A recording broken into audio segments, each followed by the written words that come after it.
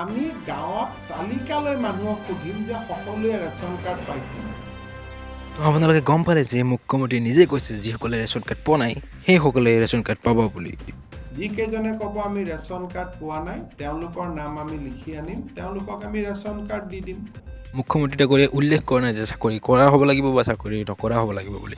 তেওঁ কৈছে যে ৰেচন কাৰ্ড সকলোকে দিম বুলি কৈছে। 15খনকৈ গাঁৱত ৰাতি থাকিব।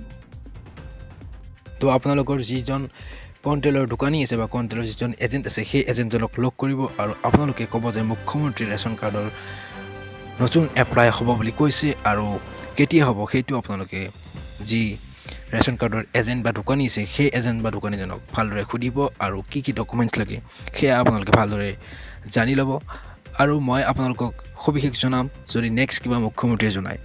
তো তেতিয়ালৈকে চাই থাকিব মোৰ চেনেলটো আৰু হয়তো যদিও অফলাইন নিদিয়ে তেতিয়াহ'লে অনলাইন দিব পাৰে, কাৰণ বৰ্তমান ইলেকশ্যন আহি আছে আৰু ইলেকশ্যনৰ সময়ত ৰেচন কাৰ্ড বা ৰাস্তা পদূলি বনোৱা সেইটো চৰকাৰৰ কাম হয় আৰু সেইকাৰণে আপোনালোকে এই সুবৰ্ণ সুযোগতে আপোনালোকৰ ৰেচন কাৰ্ডসমূহ বনাই ল'ব। তো ভিডিঅ'টো কেনেকুৱা পালে সেইটো তলত কমেণ্ট কৰি নিশ্চয় জনাব আৰু এনেকুৱা ধৰণৰ ইনফৰ্মেটিভ ভিডিঅ' পাই থাকিবলৈ মোৰ চেনেলটো ছাবস্ক্ৰাইব কৰিব আৰু ভিডিঅ'টো যদি ভাল পাইছে তেতিয়াহ'লে লাইক এটা কৰি দিব। ধন্যবাদ।